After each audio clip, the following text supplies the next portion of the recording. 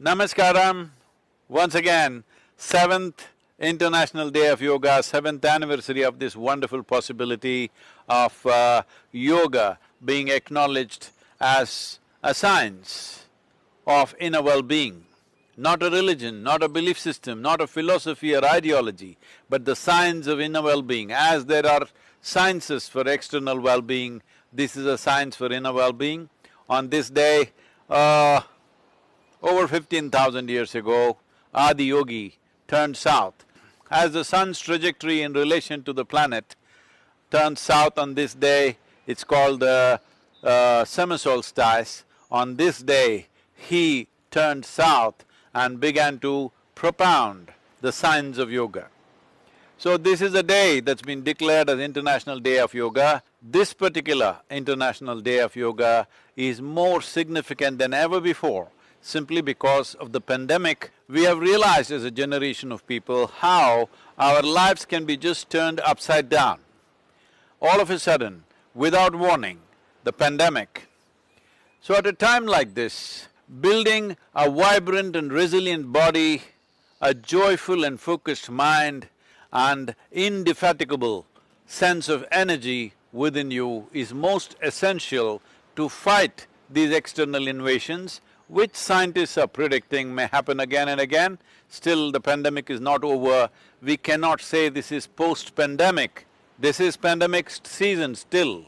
Already we have seen 2 waves in India and across the world, also in many different countries. The authoritative voices in this arena of life of virology are saying this could last much longer than we have imagined. So, it's extremely important that we build a system, we build a body which is resilient and a mind which is balanced and exuberant so that we can go through these rigors of life with least amount of distortions to our lives. So yoga is a tremendous possibility. Yoga is not a simple form of exercise, this is a complex mechanism. Understanding the mechanics of human existence, how we are made and how we can take it to the highest possibility. The word yoga literally means union, that means we consciously obliterate the boundaries of our individuality to know the universal nature of our existence, how being here as a tiny little piece of life that we are in this cosmos, we are capable of experiencing the cosmos. Being here in this moment of time, we are capable of experiencing the eternal nature of this existence. This is a possibility that India offers to the rest of the world. Well, of course, there are health benefits, there are various other aspects that even to fulfill the United Nations Sustainable Development Goals, this can be a very effective tool. Healthcare should go. Health and well-being, we must understand, can only come from within us. Doctors and scientists can help us when we are sick. But health is not something that'll ever come to us from a doctor or a medical professional. It is something that has to come from within us. If we understand this, health does not mean just being disease-free, health means you're at the peak of life. In terms of body, in terms of mind, in terms of emotions and energies, you are at the very peak possibility of your existence. This is health, and we should not aim for anything less than that.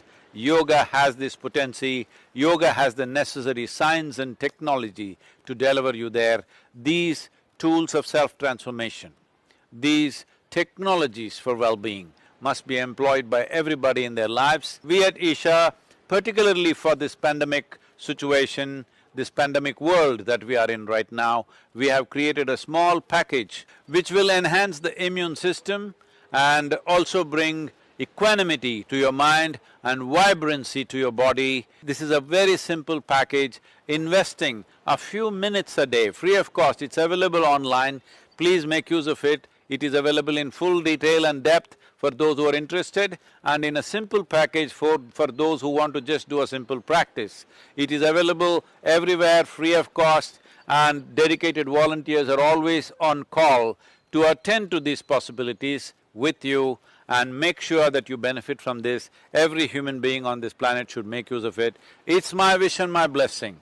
Every one of you should bring in some aspect of yoga into your life and live a complete life.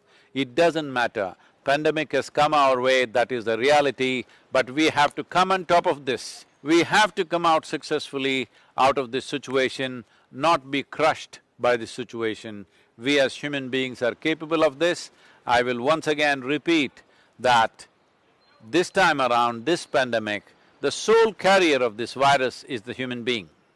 So if human beings are into some sense of yoga, that means they have become more conscious, not a compulsive life. If this happens, controlling and restraining the pandemic, stopping it in its tracks is very much in our hands. Let's make it happen. Let's take this stand on this International Day of Yoga. We will bring yoga into our life and definitely beat the virus.